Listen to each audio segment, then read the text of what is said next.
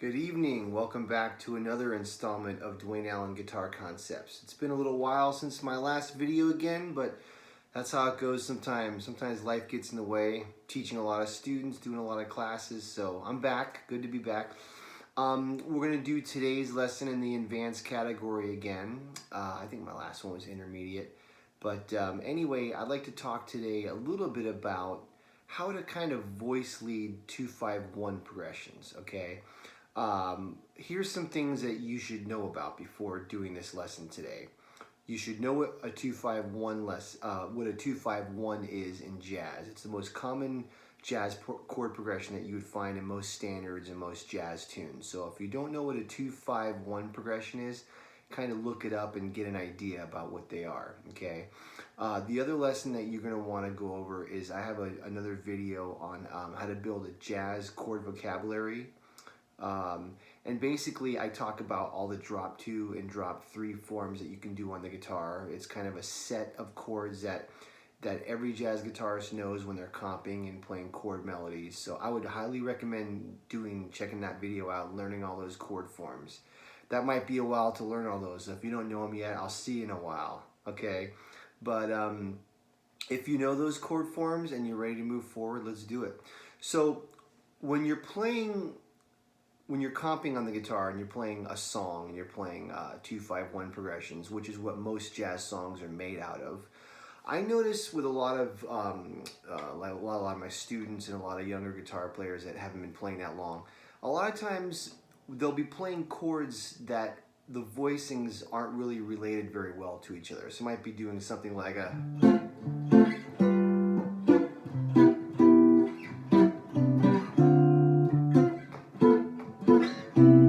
kind of jumping around and the voices don't really have very smooth movement with each other, okay? And that's one thing that every musician should learn how to do is voice leading.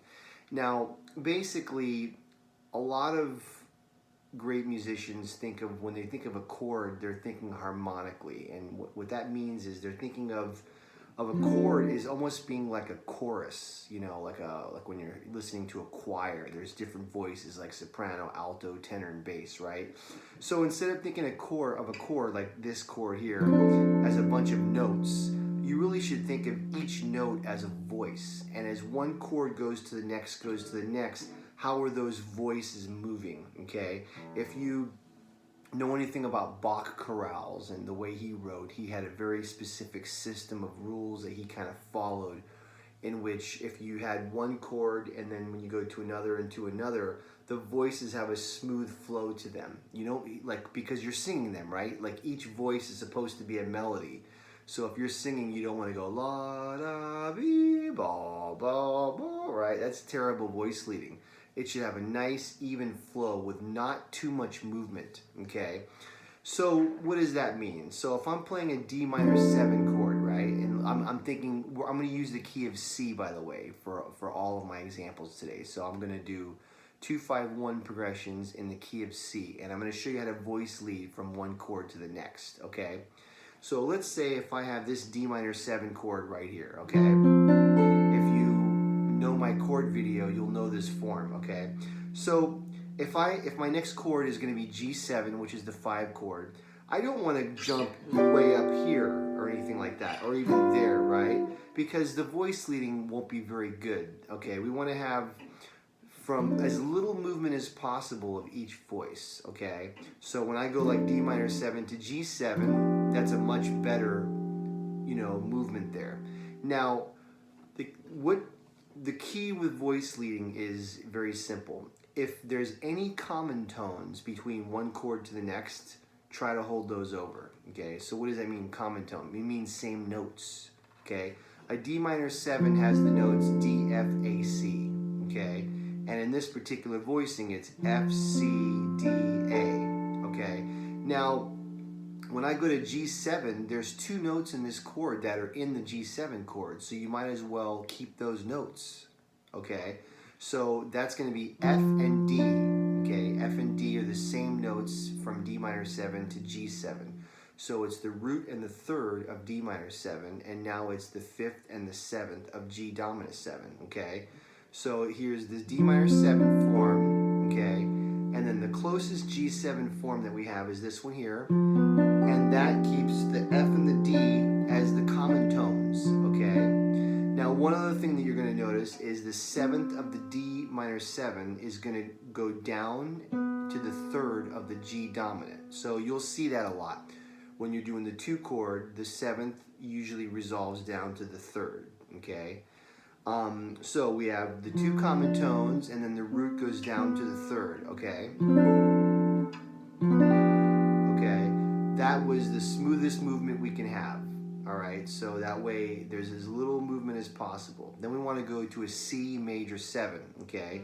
So now on this chord, the G7 chord, the B and the G are the same notes.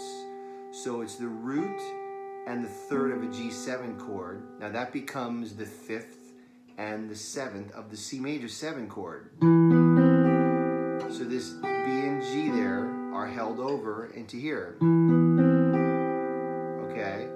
And the 7th of the G7 goes down to the 3rd. So if you notice when we did the D minor 7, the 7th goes down to the 3rd of the G. Okay?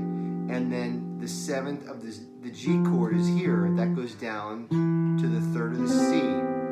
And the G and the B are held over, and then you have the root there. So we're going to go here, there, there. So for each chord, there's 2 common tones. In D, it's these 2 notes. And then the 5 chord to the 1 chord, there's these two common tones. They get held over. That's very good voice leading right there. Okay? If you memorize this form and take it in every key, you'll be able to, when you're comping your chords, it'll have much smoother voice leading. So, okay? And you can do that in any key. I just did it in the key of C, right? Let's do it in the key of F. So then it's a G minor 7. F major 7, you can do it in the key of B flat major 7. Okay, you want to try to memorize that little group of chords there. Okay, let's do a bunch more. Now, if I'm going too fast for you, rewind. Rewind is your friend, right? Just take little pieces of this. This is going to be a lot of information. You might want to take it in little chunks. The next drop 2 form, which you should know from my other video, is this D minor 7. Okay, now I spent a lot of time in this chord talking about the 7th goes down to the 3rd and keep the 2 common tones. I'm not going to do that for every one of these because it's going to be the same thing over and over and over again. It's the same notes, but there's just going to be a different inversion. So it's, you know, the F and the D are going to be held over from the D minor 7 to the G dominant every time, but they're going to be in different places, okay? So here's your D minor 7, okay? The F and the D are there. It's going to be held over to the G dominant 7, okay? Same as the other set.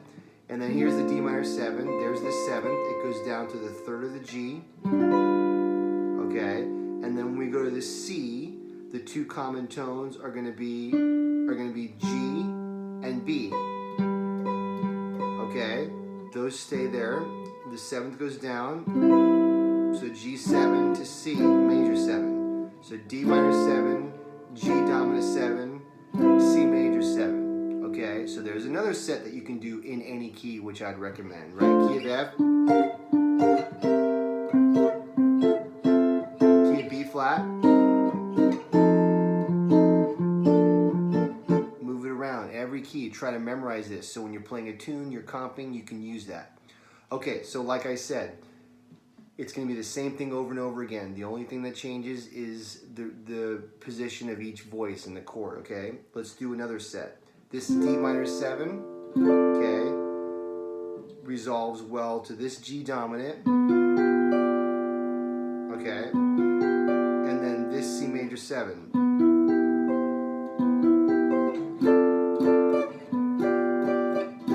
Right? So, once again, 2 common tones hold, and then these 2 common tones hold. You got it? Like I said, same thing over and over again. Take them in every key, memorize this set. Last set for this set of 4 strings. D minor 7 here. Okay. G dominant 7. C major 7. Okay, you memorize that, take it around in every key. Cool, got that? That might take a while. Then when you're ready, you do the middle 4th set. Here's D minor 7. Okay. Keep the common tones.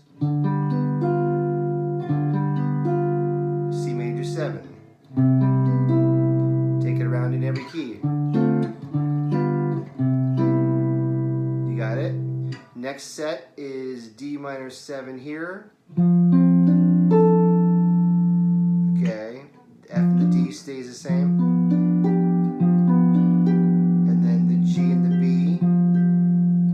Right? Actually, yeah, G and B stays the same. So then we go here.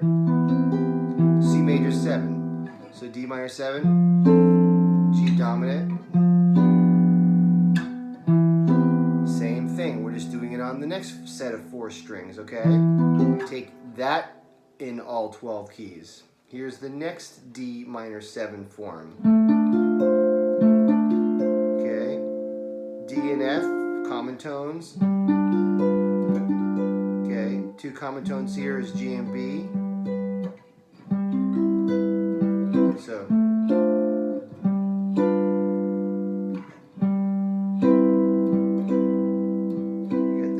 Last one on this middle 4 set. D and F, common tones. Then we have G and B, common tones. So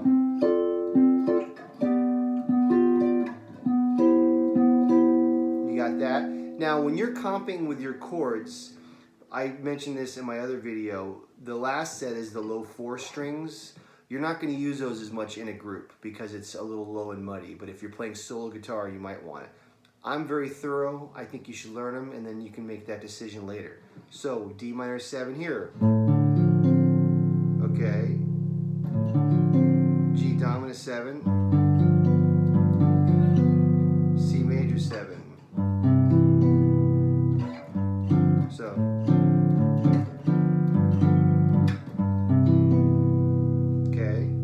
Next set. Okay. D and F. G dominant 7.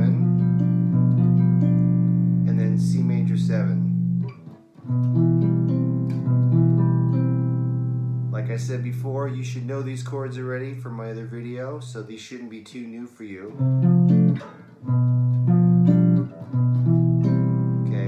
As I mentioned before, same exact thing going on in all of these. Right? We have, let's see, D and F there. D and F on top. G and B here for G7 to C major 7. So, last one, D minor 7 here. Okay. G dominant 7, and then E major 7. I'm sorry, C major 7. So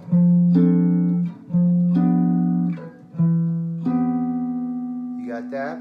Now, one thing I want to mention: anytime you have the first set with the high 4 strings, you can flip the low 6 string down, right, and then.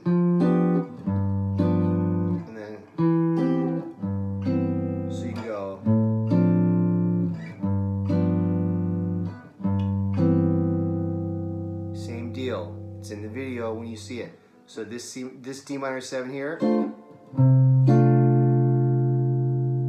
then G7, C major 7,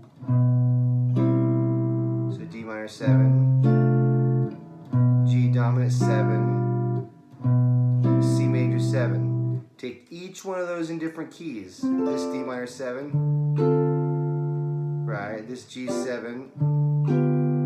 So,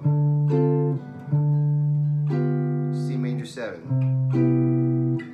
minor 7, G7, C major 7. Last one. D minor 7, G dominant 7, C major 7, right? So, do you guys hear the voices moving? Da, da, da, right? Has much better flow to it. It's more harmonically, you know, kind of sound in a way with the voices moving together and not jumping around everywhere. So when you're comping, you can jump, or let's say you have a song where you're doing D minor 7 a lot. You can kind of, I'm sorry, when you have like a 2-5-1 in C major, you can do a few of these in the song. So you might be able to go.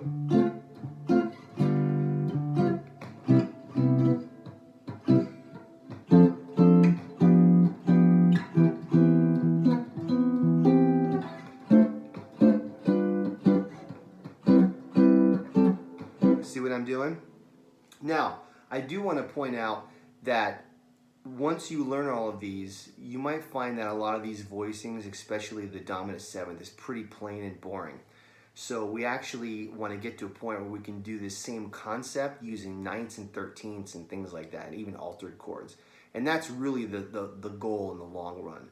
But you really should learn these first, because the idea is here, the concept. And this way we're only dealing with 1, 3, 5, 7. You can voice lead, and then once you learn all these voicings, then later on I'm going to do other videos where I start teaching like 9th and 13th chords. This whole drop 2 and drop 3 concept, we can build upon it and get some of the upper structure chords, what we call color tones.